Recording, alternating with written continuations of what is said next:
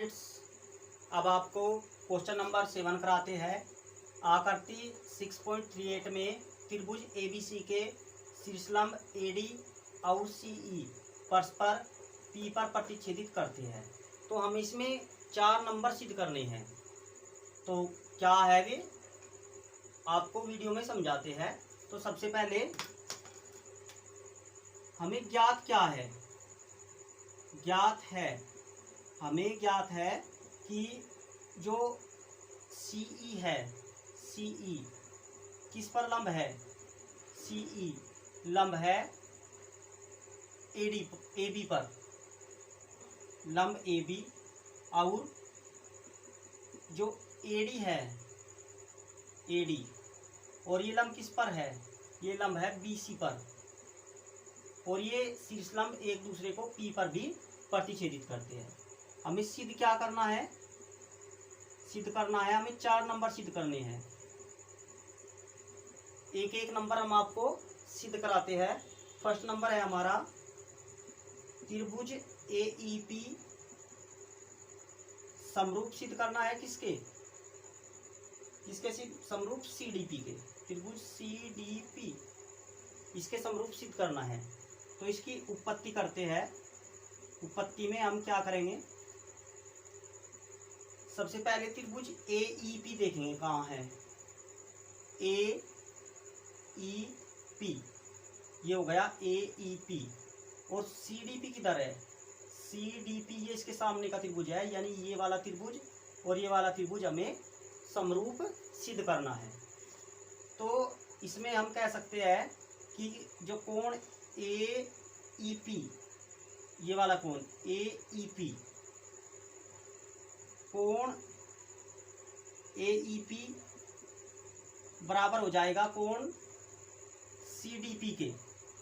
कोण CDP ये E कोण CDP के बराबर हो जाएगा। क्यों बराबर हो जाएंगे, क्योंकि ये दोनों 90 डिग्री के हैं। ये भी इधर लंब है 90 डिग्री का बनाता है और वो भी इधर लंब है। तो ये दोनों 90 डिग्री के हो गए, इसलिए दोनों कोण बराबर हो गए। अब ये जो कोण है, ये कोण APE, कोण APE किसके बराबर है, इस वाले कोण के बराबर है, CPD के बराबर है। CPD के क्यों बराबर है, क्योंकि ये शीर्षाभिमुख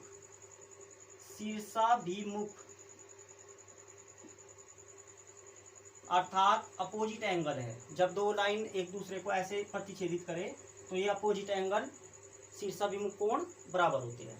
अब जब ये दो कोण बराबर हो गए तो हम कह सकते हैं कि तीसरा शेष कोण भी बराबर हो जाएगा। इसलिए E किसके बराबर आया है, D के बराबर आया है। P किसके बराबर आया है, P के ही बराबर आया है। तो इसमें हम कह सकते हैं कि त्रिभुज AEP समरूप है त्रिभुज CDP के, क्योंकि हमने इसके दो कोण बराबर सिद्ध कर दिए हैं।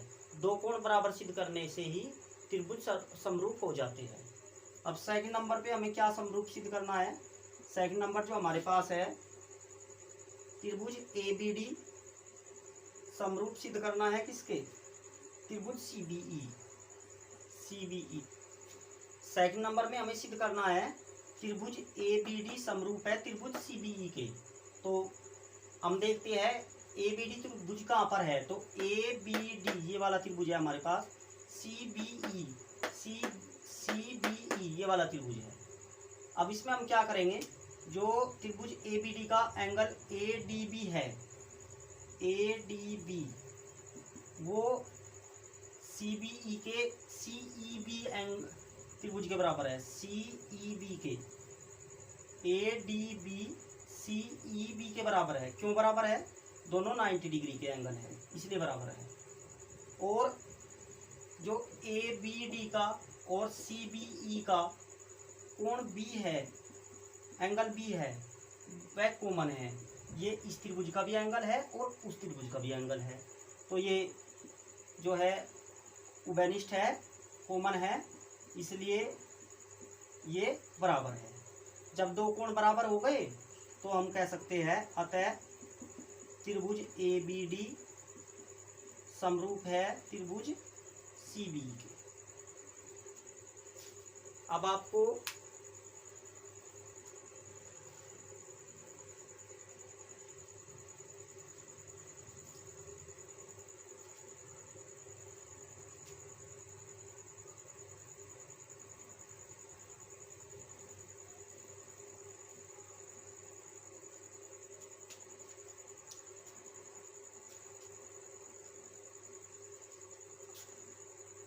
आपको थर्ड नंबर कराते हैं। इसमें थर्ड नंबर में त्रिभुज AEP किसके समरूप सिद्ध करना है? ये समरूप सिद्ध करना है त्रिभुज ADB। AEP समरूप है त्रिभुज ADB के। तो AEP कौन सा त्रिभुज है? AEP ये वाला। ADB हमारे पास ये है ADB।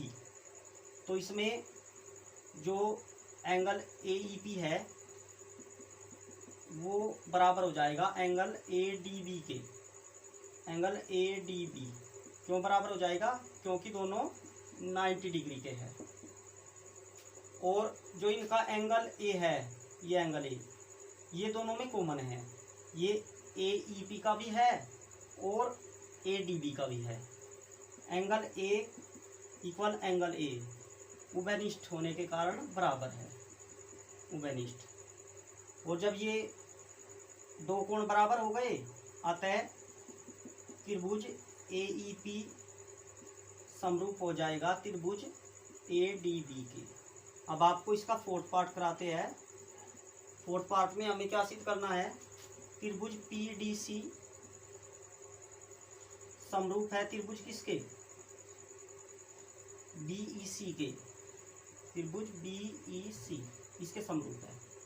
तो इसमें हम देखते हैं कहाँ पर हमारे पास त्रिभुज PDC है। PDC ये वाला त्रिभुज है। BEC ये वाला त्रिभुज है।